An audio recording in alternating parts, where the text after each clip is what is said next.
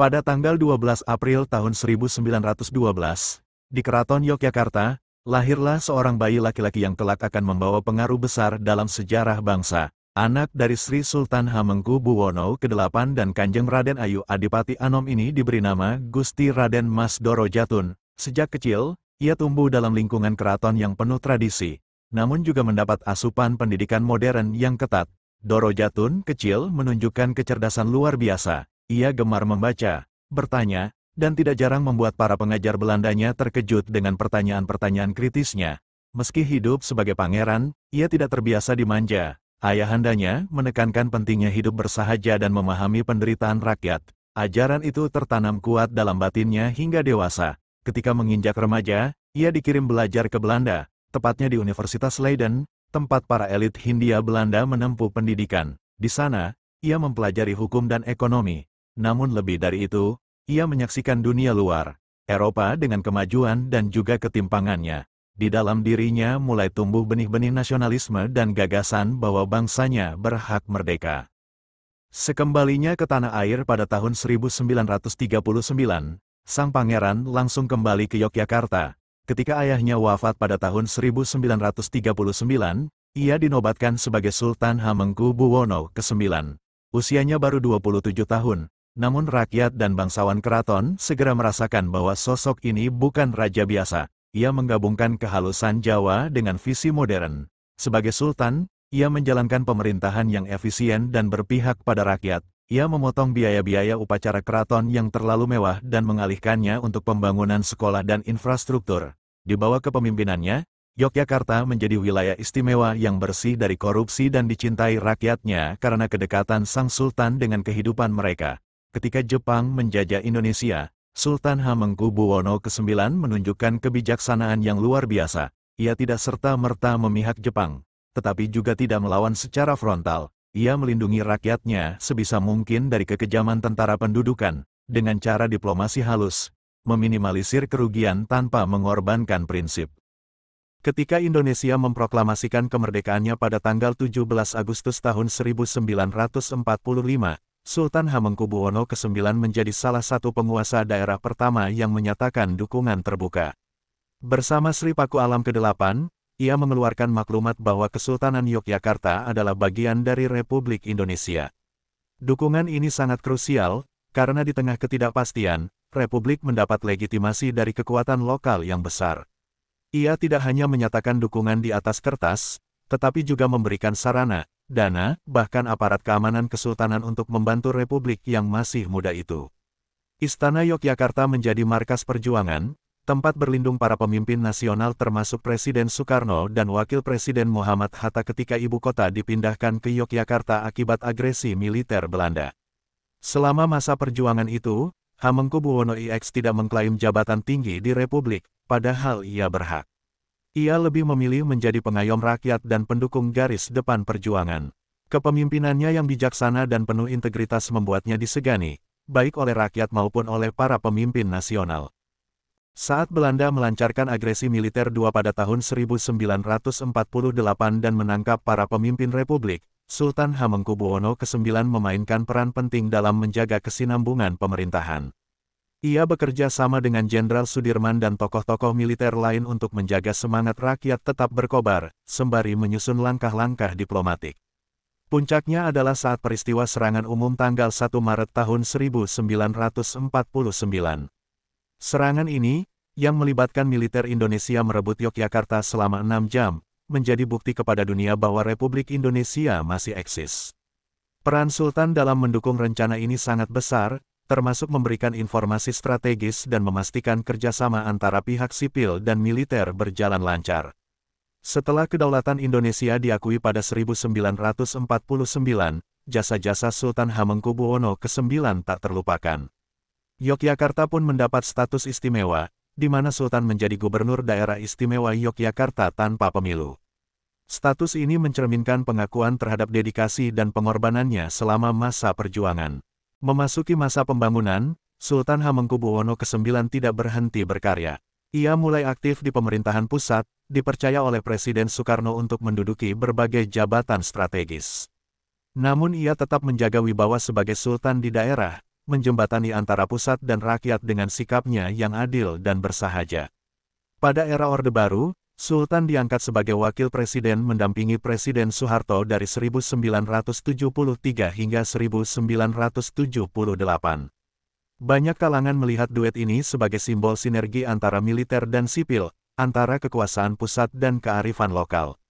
Di tengah berbagai dinamika politik, Sultan tetap menjaga integritas dan menjadi suara moral di dalam pemerintahan. Namun ia tidak segan mundur jika prinsipnya tidak sejalan. Pada 1978, ia mengundurkan diri dari jabatan wakil presiden, sebuah langkah-langkah di tengah sistem politik yang sangat sentralistik. Ia tidak membuat kegaduhan, tidak menggugat secara terbuka, namun tindakannya menjadi pesan yang sangat jelas tentang pentingnya integritas dan kehormatan. Sosok Sultan Hamengkubuwono ke-9 tidak hanya dikenal di dalam negeri. Dunia internasional pun menghormatinya sebagai negarawan dan budayawan. Ia sering menjadi perwakilan Indonesia dalam forum-forum diplomatik, dan selalu tampil dengan kombinasi antara kearifan lokal dan pemikiran global. Ia memperkenalkan Indonesia sebagai bangsa besar yang berakar kuat pada tradisinya. Di balik kebesaran politiknya, ia adalah ayah dan suami yang penuh kasih. Ia membesarkan anak-anaknya dengan nilai-nilai luhur Jawa dan kejujuran. Ia sering kali berjalan keliling keraton tanpa pengawalan berat, menyapa rakyat secara langsung, mendengarkan keluhan mereka, dan memastikan bahwa suara rakyat benar-benar didengar. Ia juga seorang pelestari budaya. Di bawah naungannya, kesenian Jawa seperti wayang, gamelan, dan tari-tarian berkembang pesat. Namun ia juga membuka diri terhadap modernitas, keraton tidak menjadi tempat yang terisolasi, melainkan pusat kebudayaan yang hidup dan berkembang, menjembatani masa lalu dan masa depan. Pada tanggal 2 Oktober tahun 1988, Sultan Hamengkubuwono ke-9 wafat di Washington, D.C., Amerika Serikat, saat menjalani perawatan. Kepergiannya meninggalkan duka mendalam bagi bangsa Indonesia. Jenazahnya dibawa pulang dan dimakamkan di Imogiri, tempat peristirahatan para raja-raja Mataram. Rakyat Yogyakarta dan seantero negeri mengiringi kepergiannya dengan air mata. Ia bukan hanya seorang sultan, tetapi juga simbol perjuangan, pemersatu bangsa, dan pemimpin sejati yang selalu mengutamakan rakyat di atas kepentingan pribadi. Banyak yang merasa kehilangan sosok ayah, pelindung, dan panutan. Meski telah tiada, warisan beliau terus hidup. Nilai-nilai kepemimpinannya, keteladanannya, dan semangat pengabdiannya diwariskan kepada generasi penerus, baik di Yogyakarta maupun di seluruh Indonesia. Ia menjadi simbol bagaimana kekuasaan bisa selaras dengan kerendahan hati dan integritas. Sosok Sultan Hamengkubuwono ke-9 menjadi inspirasi lintas zaman karena ia memahami cara memadukan tradisi dan modernitas. Di satu sisi, ia adalah pewaris dinasti Mataram yang syarat adat, tetapi di sisi lain, ia adalah pemimpin yang berpikir progresif, yang mendorong modernisasi pendidikan dan pemerintahan. Ia tidak pernah terjebak pada romantisme masa lalu, melainkan menggunakannya sebagai fondasi untuk masa depan. Ia menyadari bahwa kemajuan bangsa bergantung pada kualitas sumber daya manusianya. Maka, ia mendirikan dan mendukung berbagai lembaga pendidikan di Yogyakarta. Universitas Gadjah Mada, sebagai universitas nasional pertama, berdiri dan berkembang berkat dukungan penuh dari Sang Sultan. Ia menyediakan tanah, fasilitas, dan keamanan, bahkan menjadikan keraton sebagai tempat belajar darurat di masa-masa awal. Bagi Sultan, pendidikan adalah jembatan menuju kemerdekaan yang sejati. Ia percaya bahwa manusia merdeka bukan hanya yang terbebas dari penjajahan, tetapi yang berpikir kritis, bertindak adil, dan hidup dengan tanggung jawab. Itulah mengapa ia sangat menghargai diskusi, perbedaan pendapat, dan kebebasan berpikir, sesuatu yang ia pelajari sejak masa kuliah di Belanda. Meski dikenal sebagai tokoh nasional, Sultan Hamengkubuwono ke-9 tetap memiliki kehidupan spiritual yang mendalam. Ia adalah seorang Muslim yang taat namun inklusif, yang memandang agama sebagai sarana membangun kasih sayang dan peradaban, bukan sebagai alat politik. Ia menjalankan ibadah dengan khusyuk dan penuh kesederhanaan, tanpa banyak bicara, namun penuh pengaruh. Ia tidak pernah memaksakan agama sebagai identitas politik. Justru, ia mencontohkan sikap toleransi yang luar biasa kepada umat lain di wilayah Yogyakarta. Gereja, kelenteng, pura, dan masjid berdiri berdampingan dalam damai, mencerminkan filosofi hidup yang diyakininya, harmoni in diversity, jauh sebelum istilah itu menjadi jargon global. Sebagai pemimpin spiritual dan budaya, ia juga menjaga warisan leluhur yang berkaitan dengan nilai-nilai kejawen. Namun ia menjelaskan bahwa nilai-nilai itu bukan bertentangan dengan agama, melainkan pelengkap. Kejawen, baginya, adalah ekspresi lokal dari nilai-nilai universal seperti cinta kasih, keadilan, dan keseimbangan hidup. Dalam kehidupan sehari-hari, Sultan Hamengkubuwono ke-9 dikenal sederhana dan tak banyak bicara. Ia lebih suka mendengarkan daripada memerintah, lebih senang berjalan kaki menyusuri pasar tradisional daripada duduk di balik meja megah. Ia tidak membangun pagar tinggi di keraton agar rakyat bisa merasakan bahwa pemimpinnya bukan makhluk suci, tapi manusia biasa.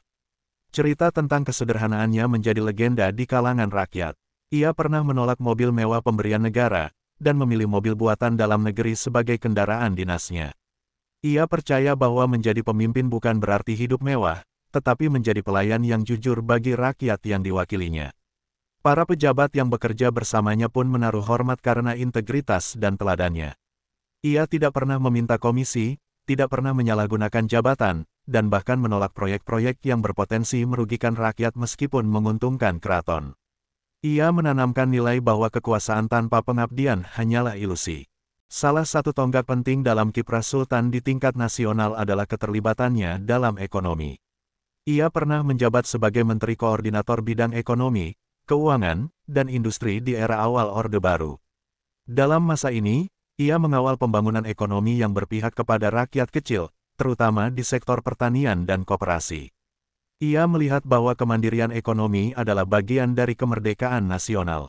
Oleh karena itu, ia mendorong pembangunan berbasis desa dan memperkuat koperasi sebagai sistem ekonomi rakyat. Ia percaya bahwa ekonomi Indonesia tidak boleh sepenuhnya bergantung pada modal asing, tetapi harus bertumpu pada kekuatan kolektif masyarakat. Dalam berbagai sidang kabinet, suaranya sering menjadi penyeimbang. Ketika para teknokrat terlalu fokus pada angka dan statistik, Sultan mengingatkan pentingnya melihat realitas lapangan dan suara rakyat kecil. Ia membawa perspektif etis ke dalam kebijakan ekonomi, menjadikan pertumbuhan bukan hanya angka, tapi juga kesejahteraan yang merata. Sultan Hamengkubuwono ke-9 bukan hanya pemimpin keraton, bukan pula sekadar pejabat negara, ia adalah teladan abadi tentang bagaimana kekuasaan dijalankan dengan kebijaksanaan. Dalam dirinya bertemu dua dunia, tradisi dan modernitas, budaya Jawa dan ilmu Barat, kebangsawanan dan kerakyatan. Itulah sebabnya, ia begitu dicintai lintas zaman dan dihormati lintas batas. Dari masa penjajahan, proklamasi kemerdekaan, agresi militer, pembangunan ekonomi, hingga diplomasi dunia, semua dilaluinya dengan sikap tenang, tegas, dan penuh dedikasi. Ia tidak haus jabatan, tidak mencari sorotan, namun justru karena itu, namanya bersinar terang dalam sejarah bangsa. Kepemimpinannya tidak lahir dari kekuatan, tapi dari kepercayaan rakyat. Kini, puluhan tahun setelah kepergiannya, jejak-jejak Sultan masih membekas. Jalan hidupnya menjadi pelajaran, sikapnya menjadi rujukan moral, dan warisannya menjadi fondasi Yogyakarta dan Indonesia yang lebih bijak. Ia telah pergi secara fisik, tetapi tetap hidup dalam hati bangsa, sebagai Sultan Rakyat, pemimpin sejati, dan sosok yang mengajarkan, berkuasa itu bukan untuk diri sendiri, melainkan untuk mengabdi sepenuh hati.